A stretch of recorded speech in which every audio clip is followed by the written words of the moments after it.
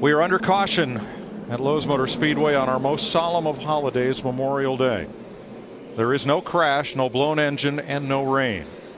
NASCAR, in what I think is an extraordinary gesture, has elected to wave the caution flag so that as we come to the 3 o'clock hour, the time at which our president has asked all Americans to honor all of those who have served in the defense and protection of our country, NASCAR is going to bring the cars around to the front straightaway, park them, shut them off.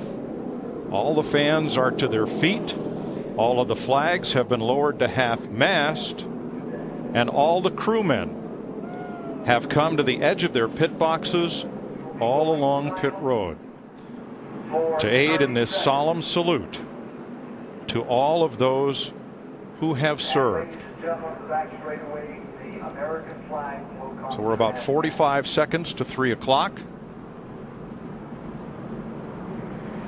And we'll all stand silent in remembrance and tribute to all the great soldiers, sailors, airmen, Marines, Coast Guardsmen, reservists, National Guard, and all of those who have, throughout the history of this country, taken up arms to win and protect the freedom of Americans and like-minded peoples around the globe. We'll ask you, too, for a minute of silence.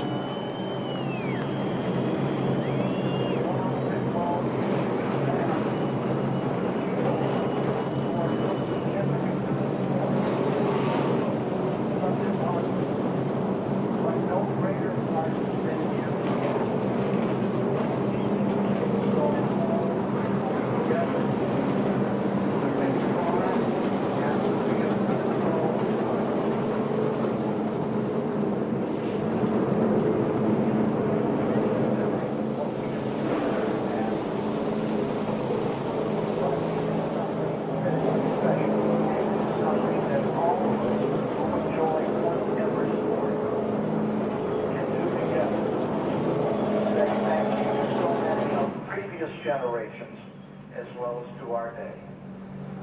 A moment of silence, please.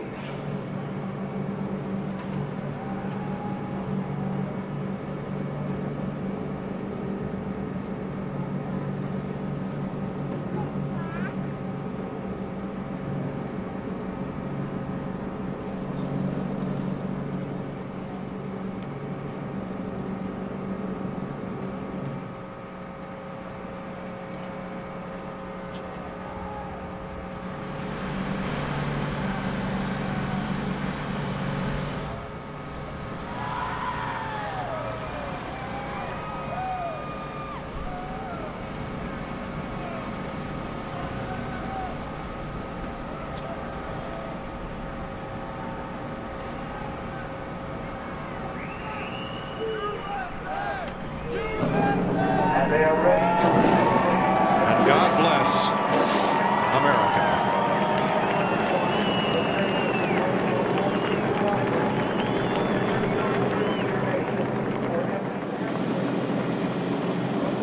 As the field refires, let's join Dick Berggren on pit lane. Military connections run deep in the NASCAR community. Jim Parrott, part of Mark Martin's refueling team, lost his brother Michael in November 2005, killed by a sniper in Iraq. Michael Parrott had signed up for a second tour of duty after serving in Kuwait. He wanted to go back. He was 50 years old when his life was taken from him. Matt Yoakum. Dick, the military holds a special place in the Deal family hearts. Barry Deal, longtime NASCAR crew member. He's third-generation military. From 1984 to 1990, he was in the Virginia National Guard, Engineering Battalion D. His brother, Chris, he served in the Army. And then their father, Jimmy, served in the Army as well. A tour of duty in Vietnam from 1965 to 66. In fact, he left when Barry was just 2 months old. And then their grandfather, Alan, war hero. He served in World War II in the Army. He landed at Normandy in June of '45, and he was awarded the Bronze Star. So for all the families, whether your name is Aldous, Keller, or whomever, we thank you for your support through the years. You know, Mike, sometimes you say, why do we have to run this race on Monday? Why did it have to get rained out? I think today it was so we could do this, so we could pay tribute to those that mean so much to all of us that have served in the military, that are serving as we speak, that represent our country so well. And this was a great opportunity to honor all those folks. And even though it's a small thing, it's a small way of doing it, this race is not nearly as important as the race we got going on all over the world.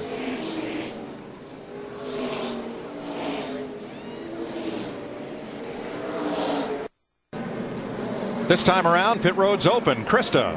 Mike, with weather approaching, Brian Vickers and his crew know this could be their money stop. Brian Vickers complaining just a little bit loose into one and off of two. Steve. 4 tires for Matt Kenseth. He says that he's been loose. Dick. And 4 tires for Montoya, who is having his best run of the year. Matt. Primarily tight and loose on exit for Kurt Busch. 4 tire change. Track bar adjustment completed as well. Looks like to me everybody was kind of over the 2-tire deal. I didn't see a single soul go with just 2 right side tires that time. And that 18 was on it, Larry. That was a great stop.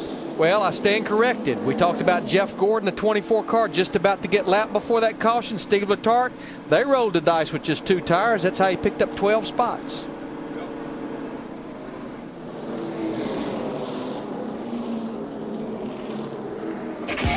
The Coca-Cola 600 is sponsored by Gillette Fusion, Gillette's closest, most comfortable shave. By Ask.com, where do NASCAR fans get answers? Ask.com, the official search engine of NASCAR. By DirecTV, if you call yourself a sports fan, you gotta get DirecTV. And by Sprint, NASCAR Sprint Cup Mobile. It'll change the way you experience the race.